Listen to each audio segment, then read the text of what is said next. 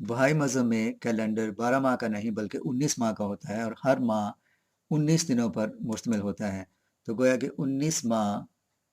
اور ہر ماہ میں 19 دن۔ تو اگر ہم دیکھیں 19 ضرب 19 تو ہمیں 361 دن ملتے ہیں۔ تو گویا کہ بہائی مذہب میں سال 361 دن کا ہوتا ہے۔ تو بہائی مذہب میں سال کا آخری ماہ جو کہ ان کا 19واں ماہ ہے،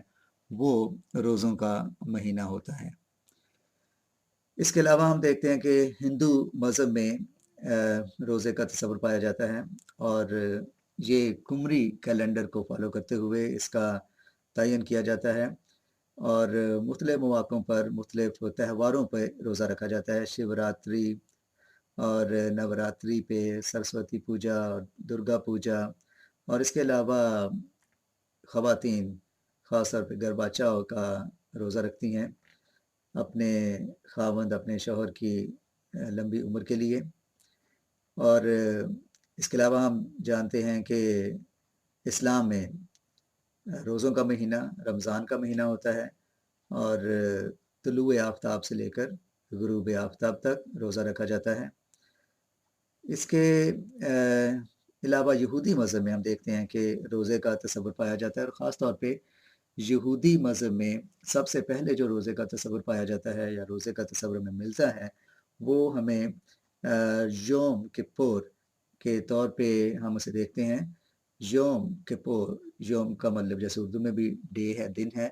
یوم کپور یعنی ڈے آف اٹونمنٹ، کفارے کا دن۔ اور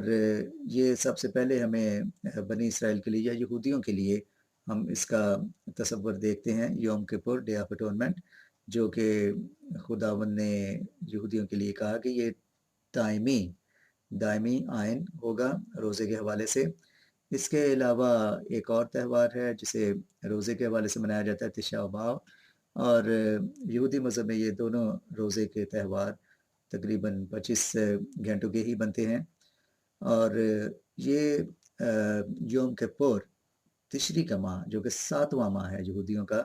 اس میں رکھا جاتا ہے، اور تشری کا ماہ 7واں ماہ کی 10 تاریخ کو یوم کپور کا روزہ رکھا جاتا ہے۔ اس کے علاوہ ہم دیکھتے ہیں کہ کیتھولک چرچ کے فرقے میں یا کیتھولک مذہب میں روزوں کا سلسلہ جسے لینٹ کہتے ہیں، جو آج کل چل رہا ہے، وہ ایش وینسڈے سے شروع ہوتا ہے، اور یہ گڈ فرائیڈے پہ جا کے اختتام پذیر ہوتا ہے۔ 40 دنوں کے روزوں کا یہ سلسلہ جب ختم ہوتا ہے تو پھر ایسٹر کی عید منائی جاتی ہیں، ایسٹر کی خوشیاں منائی جاتی ہیں، اور اس میں تقریباً تمام مسیحی ہی، کیتھولکس کے علاوہ تمام مسیحی ہی شامل ہوتے ہیں ایسٹر کی خوشیاں منانے میں۔ اور اس کے علاوہ ہم دیکھتے ہیں ایسٹرن آرتھوڈاکس چرچ، جس کے زیادہ تر فالوور مصر میں ہیں، یا اس کے علاوہ رشیا میں ہیں، روس میں ہیں۔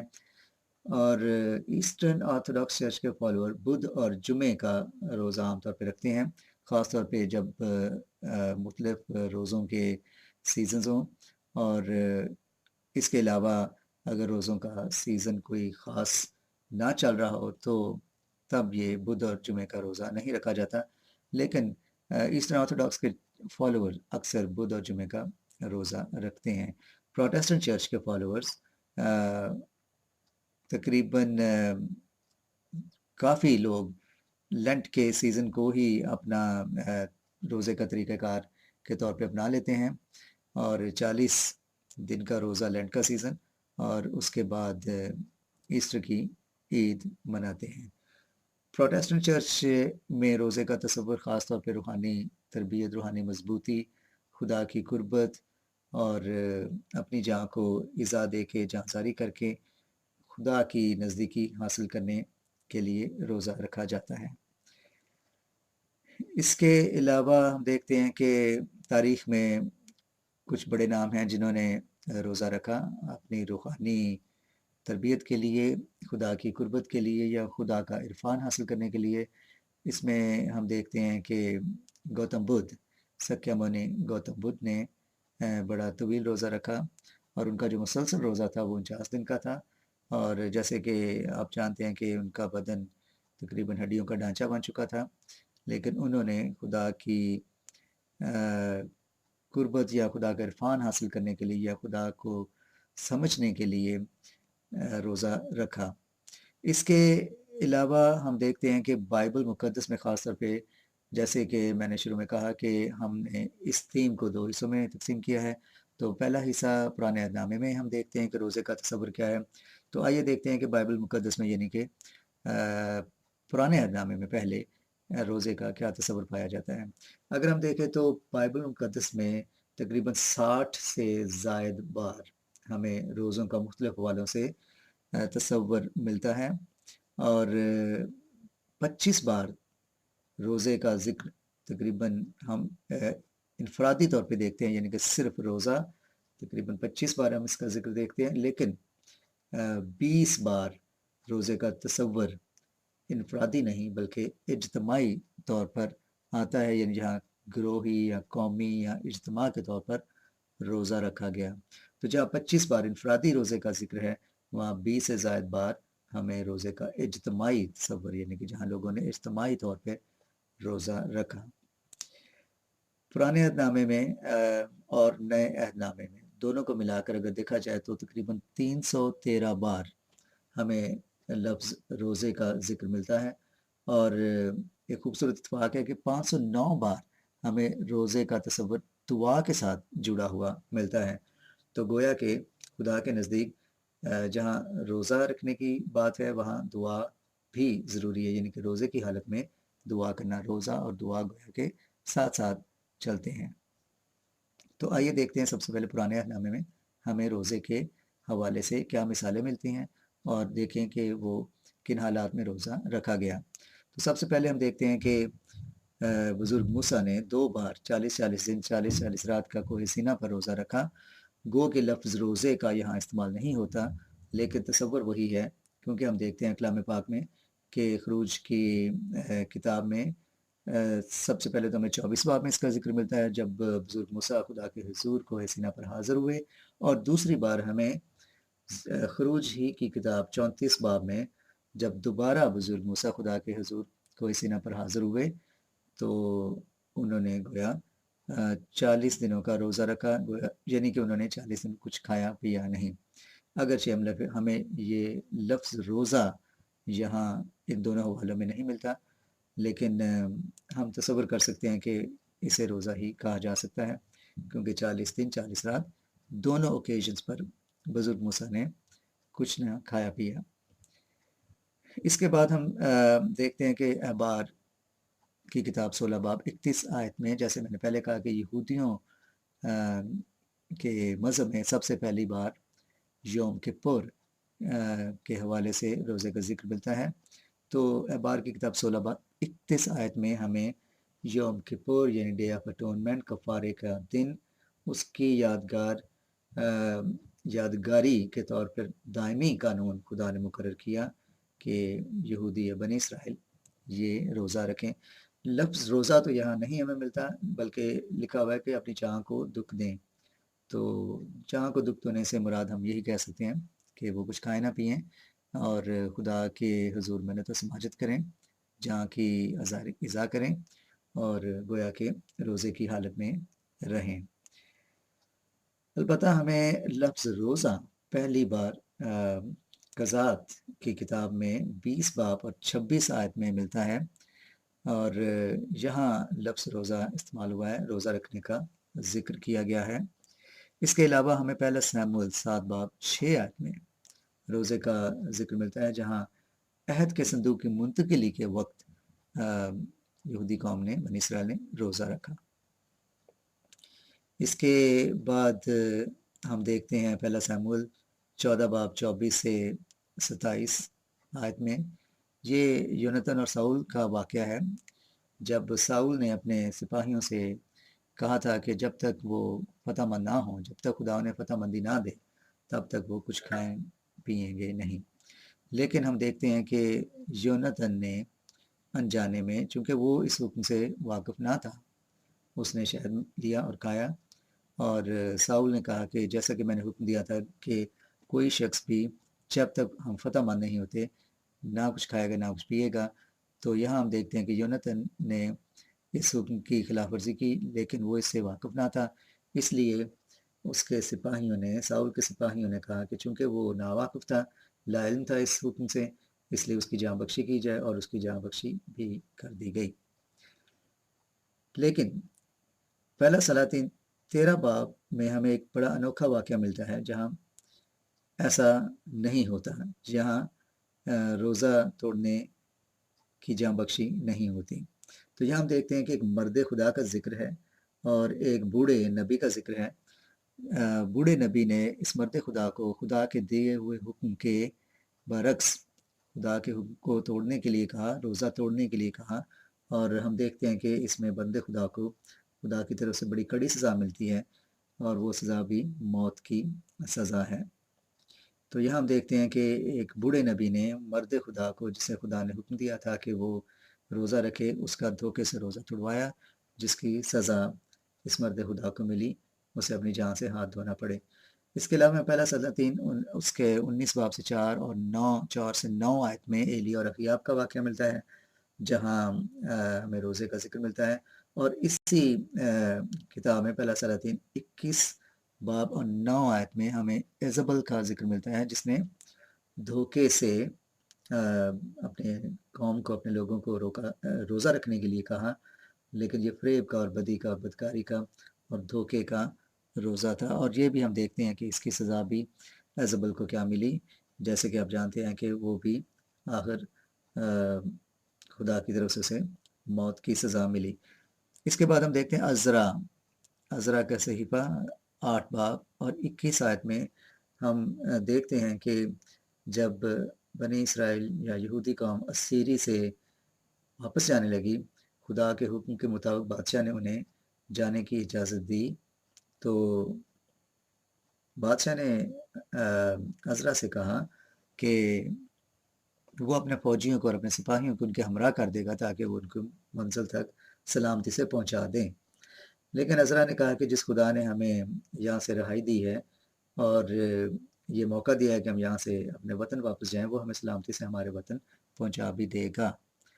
لیکن چونکہ خدا پہ اتنا بڑا بھروسہ اس نے کیا اور بادشاہ کو اتنا بڑا چیلنج دیا کہ وہ جس خدا کو مانتے ہیں وہ انہیں سلامتی سے ان کی منزل تک پہنچا بھی دے گا، تو اس کے لیے اس نے ضروری سمجھا کہ اب خدا کے سامنے سر نگوں ہو کر دعا کی جائے، اور روزے کی حالت میں خدا سے خدا کی رہنمائی اور تحفظ اور سلامتی طلب کی جائے، اور اس طرح سے خدا انہیں سلامتی سے ان کی منزل تک لے گیا۔ اس کے بعد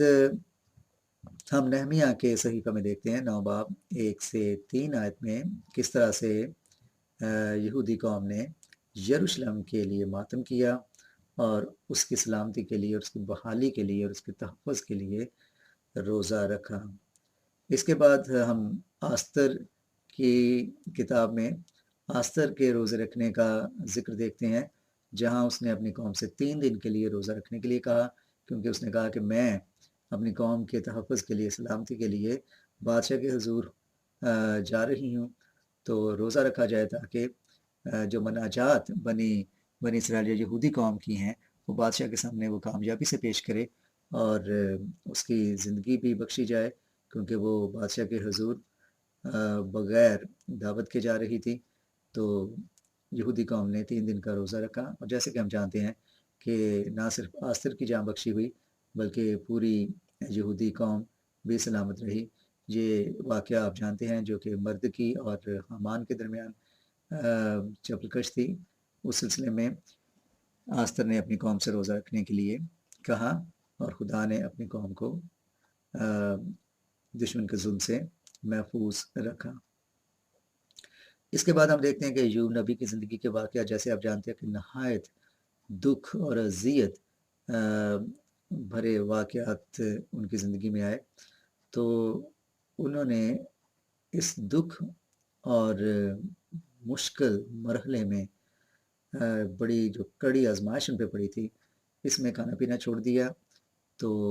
گویا کہ احتجاج کا روزہ رکھا، خدا سے احتجاج کیا کہ ان کے ساتھ جو بھی ہو رہا ہے وہ کیوں ہو رہا ہے۔ انہوں نے گویا کہ احتجاج کا روزہ رکھا۔ تو یہ واقعات ہمیں ایوب کی کتاب 23 باب میں ملتے ہیں، 23 باب اور 20 آیت میں ہم دیکھتے ہیں کہ ایوب نے دکھ میں احتجاج کا روزہ رکھا۔ اس کے علاوہ ہم دیکھتے ہیں زبور 109 باب اور اس کی 24 آیت میں داؤد نبی کہتے ہیں کہ میں نے فاقہ کیا اور میرے بدن کی چکنائی کم ہو گئی۔ اور اس کے علاوہ زبور 69 باب 10 آیت میں ہم دیکھتے ہیں کہ داؤد نبی کہتے ہیں کہ میں نے روزہ رکھا اور میری جان نے زاری کی، لیکن یہ بھی میرے لیے ملامت ٹھہرا۔ اور داؤد نبی کہتے ہیں کہ میں نے تو اپنے دوستوں اور دشمنوں کے لیے بھی روزہ رکھا، جب وہ مشکل میں تھے، جب وہ بیمار تھے، میں نے ان کے لیے روزہ رکھا، لیکن جب مجھ پہ برا وقت آیا تو میرا ساتھ کسی نے بھی نہ دیا۔ یرمیہ کے صحیفے میں ہم دیکھتے ہیں 14 باب 10 آیت میں کہ خدا فرماتا ہے کہ مجھے بدی اور بدکاری کا یا بدکاروں کا روزہ قبول نہیں ہے۔ یرمیہ ہی کے صحیفے میں ہم دیکھتے ہیں 36 باب 6 آیت میں کہ خدا نے حکم دیا نبی کو کہ وہ خدا کے گھر میں جائے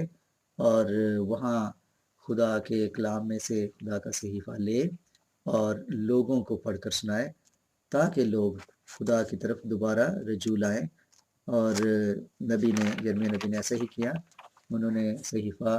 سب کے سامنے پڑھا اور خدا سے درخواست کی کہ وہ اپنے لوگوں پر رحم کرے اور لوگوں کو خدا کی طرف مائل ہونے کی تلقین کی۔ اس کے علاوہ ہم دیکھتے ہیں کہ دانیل نبی کی زندگی کے مختلف واقعات میں انہوں نے روزہ رکھا اور قوم کے لیے توبہ اور معافی کے لیے روزہ رکھا۔ اور جب بنی اسرائیل قوم کے جو بچے کچے لوگ اسیری میں تھے تو ان کے لیے، ان کی سلامتی کے لیے، اور پیچھے جو لوگ شہر میں، یروشلم شہر میں یا یہودی علاقوں میں تتر بتر ہو گئے تھے، مشکلات کا شکار تھے، ان کے لیے بھی انہوں نے روزہ رکھا اور خدا کے سامنے عاجزی کی، انکساری کی، حلیمی کی، توبہ کی، نہ صرف اپنے لیے بلکہ اپنی قوم کے لیے بھی۔ تو دانیل نبی کی کتاب میں ہم دیکھتے ہیں 9 باب میں اور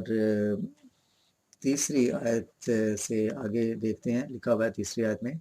اور میں نے خداوند خدا کی طرف رخ کیا اور میں نے منت اور مناجات کر کے اور روزہ رکھ کر، ٹاٹ اوڑھ کر اور راکھ پر بیٹھ کر اس کا طالب ہوا۔ اور میں نے خداوند اپنے خدا سے دعا کی اور اقرار کیا اور کہا کہ اے خداوند عظیم اور محیب خدا، تو اپنے فرما بردار محبت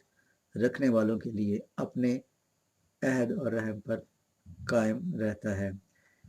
5ویں آیت میں لکھا ہے ہم نے گناہ کیا، ہم برگشتہ ہوئے، ہم نے شرارت کی، ہم نے بغاوت کی، بلکہ ہم نے تیرے احکام و آئین کو ترک کیا ہے،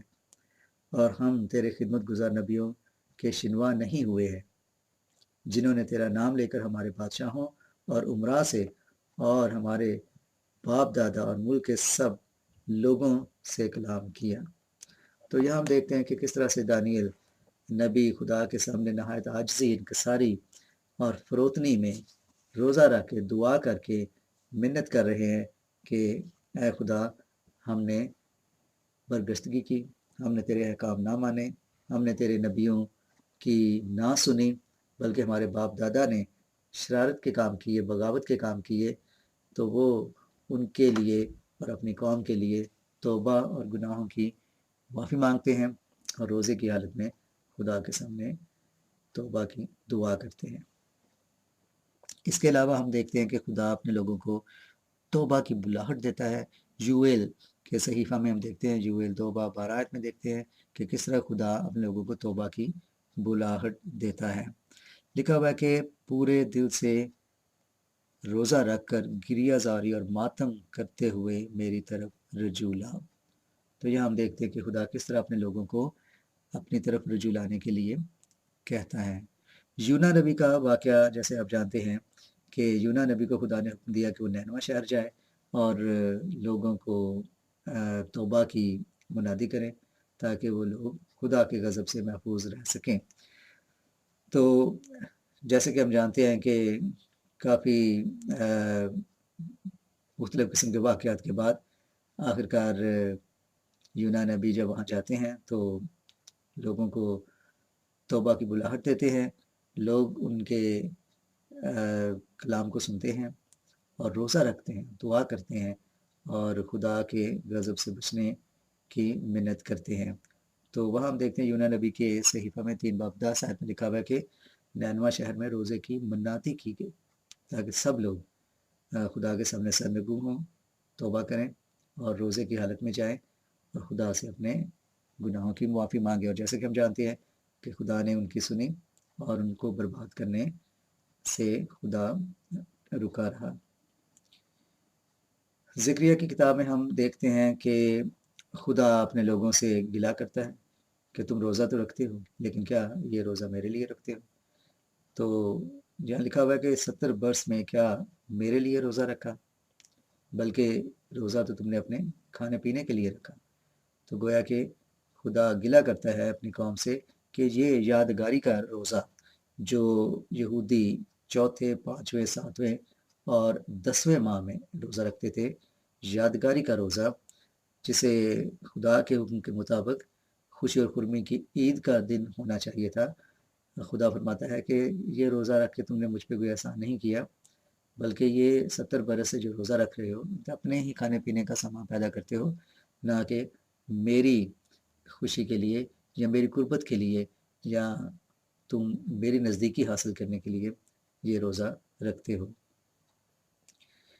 تو ہم نے دیکھا کہ مختلف مواقع پر کس طرح سے پرانے اہدامے میں لوگوں نے روزہ رکھا. اس کے علاوہ اور بھی کافی مواقع ہیں، مختلف واقعات ہیں جہاں روزہ رکھا گیا. کہیں کال پڑا، قحط پڑا تو لوگوں نے روزہ رکھا تاکہ قحط کی کیفیت، قحط کی حالت جو ہے وہ ختم ہو. ہمیں یوئیل کی کتاب میں یہ واقعہ ملتا ہے. ایک بار 14 آیت میں دیکھتے ہیں کہ خشک سالی کا دور تھا. لکھا ہوا ہے کہ پاکستان کے باغبان نوحہ کنا ہیں، تاک خشک ہو گئی، انجیر کا درخت مرجھا گیا، روزے کے لیے ایک دن مقرر کرو. تو یہاں ہم دیکھتے ہیں کہ خدا نے جب بارش روک لی، زمین اپنی پیداوار نہیں دے رہی تھی، ہر طرف قحط کا عالم تھا، تو حکم ہوا کہ روزے کے لیے ایک دن مقدس کیا جائے. اس کے علاوہ کئی دفعہ ہم دیکھتے ہیں کہ جنگ کے واقعات میں، جنگ کی کیفیت میں لوگوں نے خدا سے دعا کی روزہ رکھ کے کہ خدا انہیں فتح مندی دے. اس کے علاوہ کئی دفعہ کچھ ذاتی المیہ یا ذاتی دکھ، جیسے کہ ایوب نبی کے واقعات میں ہم نے دیکھا ہے. داؤد نبی کی زندگی میں ایک ایسا واقعہ آتا ہے جہاں وہ اپنے بیٹے کی زندگی کی بخشش کے لیے خدا سے روزہ رکھتے ہیں. یہ وہ بیٹا تھا جو بتسبہ سے پیدا ہوا، اور یہ وہی بتسبہ ہے جو اس سپاہی کی بیوی تھی جسے داؤد نے جنگ میں مروا دیا تھا. جب اس میں سے یہ بیٹا پیدا ہوا تو وہ نہایت ہی لالت کا شکار ہوا. تو خدا سے داؤد نبی دعا کرتے ہیں کہ اس کی جان بخشی کی جائے. اس کے لیے روزہ رکھا، ٹاٹ اوڑا، زمین پر بیٹھے، سر پہ راکھ ڈالی، اور یہی وہ طریقہ کار ہوتا تھا روزہ رکھنے کا. لیکن خدا نے ان کی یہ دعا نہ سنی، تو بالآخر انہوں نے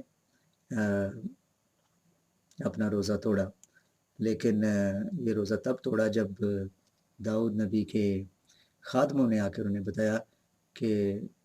جس بیٹے کے لیے تو خاک پہ بیٹھا ہوا ہے، روزہ رکھا ہے اور خدا کے سامنے مناجات اور منت سماجت کر رہا ہے، وہ اب اس دنیا میں نہیں رہا. جب داؤد نے یہ سنا تو وہ اٹھا اور منہ دھویا اور کھانا کھایا. تو خادموں نے دیکھ کر حیرت جتائی اور کہا کہ یہ آپ نے کیا کیا کہ جب تک بیٹا جان کنی کے عالم میں تھا، موت اور زندگی کی کشمکش میں تھا، تو آپ نے اس کے لیے روزہ رکھا، جان کنی کی، جان زاری کی، دکھ اپنی جان کو دیا. لیکن جیسے ہی وہ اس دنیا سے چلا گیا، فوت ہو گیا، تو آپ نے اٹھ کر کھانا پینا شروع کر دیا ہے. تو داؤد نے کہا کہ جب وہ زندہ ہی نہیں رہا تو اب میرا روزہ رکھنے کا کیا مقصد؟ کیونکہ میں نے خدا سے منت کی، روزہ رکھا، دعا کی، منت سماجت کی، گڑ گڑایا، رویا، ماتم کیا، سر پہ راکھ ڈالی، ٹاٹ اوڑا، لیکن یہ سب کچھ کرنے کے باوجود جب وہ بچہ زندہ ہی نہیں رہا تو اب میرا روزہ رکھنا بے فائدہ ہے. تو گویا کہ انہوں نے اپنا روزہ توڑا اور کھانا کھایا. اس کے علاوہ ہم دیکھتے ہیں کہ کئی اور دیگر مواقع بھی ہیں جہاں ہمیں پرانے عہد نامے میں روزے کا ذکر ملتا ہے۔ خدا کے لوگ خدا سے مدد مانگتے ہیں، اعانت کے لیے، رہنمائی کے لیے، خدا کے سامنے اپنے آپ کو حلیم کرنے کے لیے روزہ رکھتے ہیں، خدا کی قربت حاصل کرنے کے لیے روزہ رکھتے ہیں، خدا کی نزدیکی کے لیے روزہ رکھتے ہیں۔ تو کئی دفعہ ہم نے دیکھا کہ ایک روزہ اجتماعی طور پہ رکھا گیا اور کہیں روزہ انفرادی طور پہ رکھا گیا۔ تو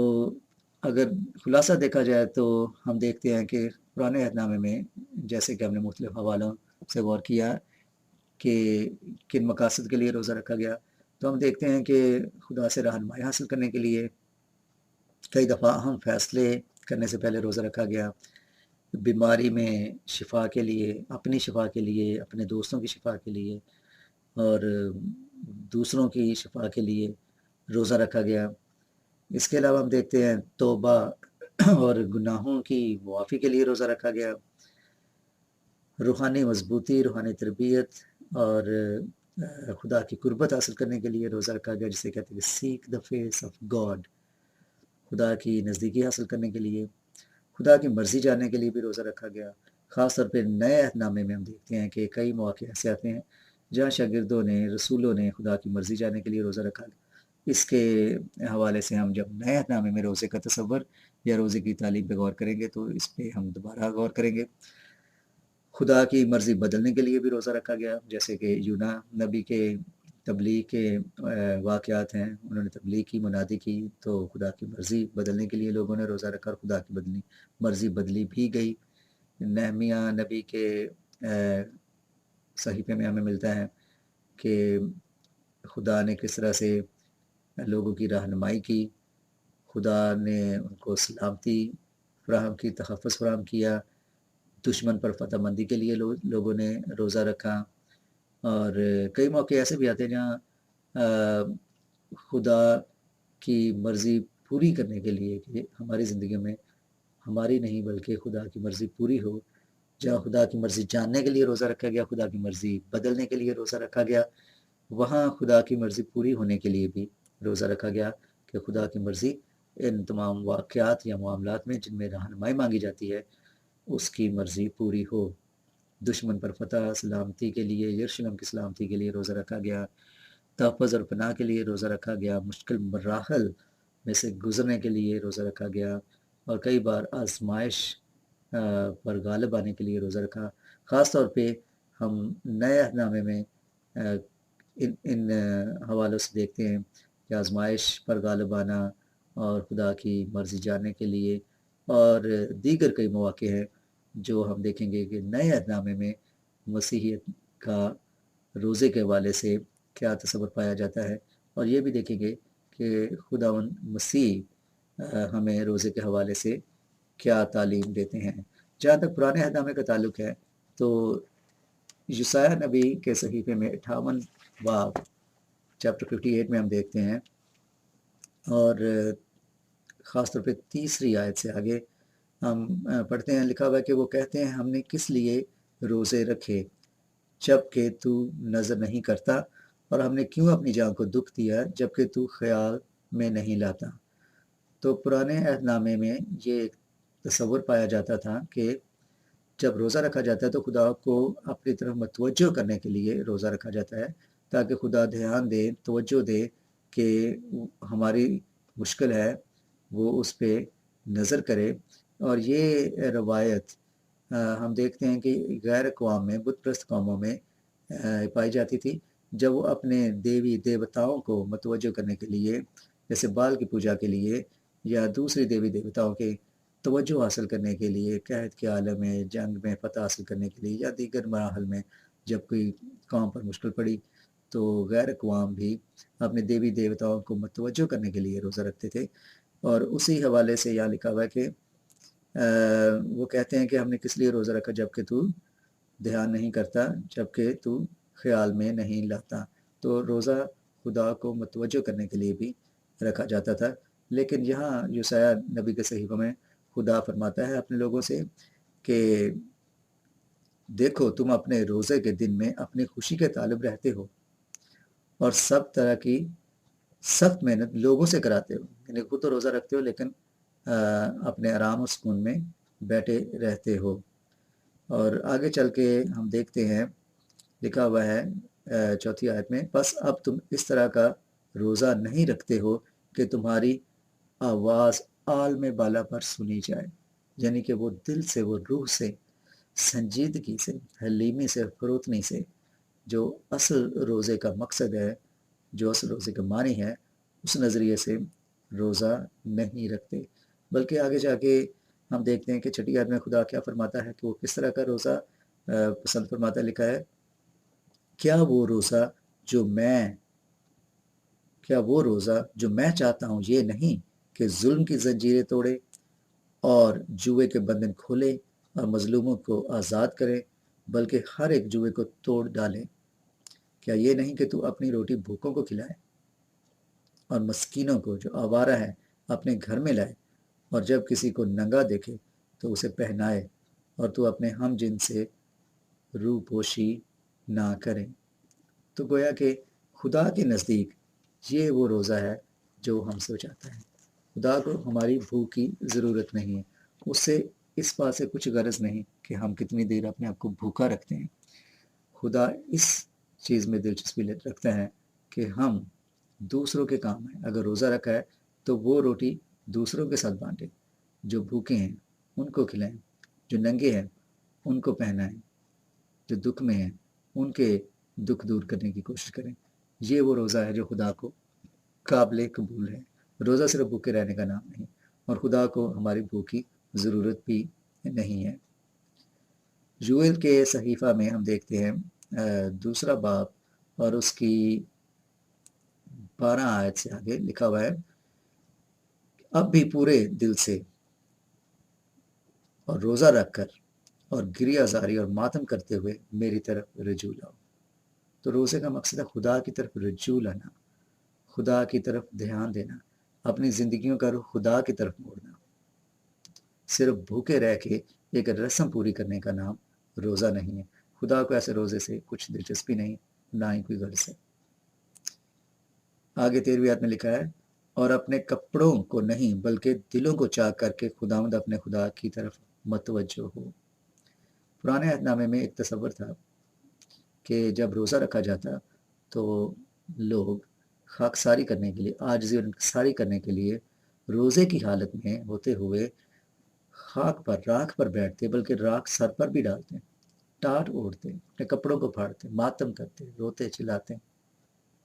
تاکہ خدا کے سامنے عاجزی اور انکساری اور دکھ کی صورتحال میں اپنے آپ کو خدا کے سامنے حاضر کرے۔ لیکن یہاں خدا فرماتا ہے کہ اپنے کپڑوں کو نہیں بلکہ دلوں کو چاک کرو۔ بہت ہی خوبصورت، بہت ہی گہری بات کہ مجھے تمہارے کپڑے پھاڑنے سے، سر پہ راکھ ڈالنے سے، راکھ پر بیٹھنے سے کوئی سروکار نہیں، اس سے مجھے کچھ حاصل نہیں اور نہ ہی تمہیں کچھ حاصل ہے۔ اگر روزہ رکھنا ہے تو دل کا روزہ رکھو، دل کو چاک کرو، اپنے دل سے نفرت، حقارت، غرور، بدی، ہر طرح کی برائی کو پاک کرو، اپنے دل کو چاک کرو۔ کپڑے چاک کرنے سے کچھ نہیں ہوگا، دلوں کو چاک کرو، دلوں کو کھولو، اس میں خدا کے روح کو دعوت دو، خدا کی سچائی کو دعوت دو، خدا کی قربت حاصل کرو۔ کپڑے پھاڑنے سے نہیں مجھے کچھ غرض، بلکہ اپنے دلوں کو چاک کرو اور خدا ان کی طرف متوجہ ہو۔ آگے 14ویں آیت میں لکھا ہوا ہے، کون جانتا ہے کہ وہ باز رہے اور برکت باقی چھوڑے، جو خداوند تمہارے خدا کے لیے نظر کی قربانی اور تفاون ہو۔ یعنی کہ خدا کے نزدیک وہ قربانی جو قابل قبول ہے وہ روح کی ہے، روح کی سچائی کی قربانی۔ اسے نہ ہمارے کھانے پینے سے کچھ غرض ہے، نہ ہمارے نذرانوں سے کچھ غرض ہے، بلکہ اسے ہماری روح کی سچائی، فروتنی، حلیمی، انکساری، اس حالت میں اس کی طلب کرنے کی ضرورت ہے۔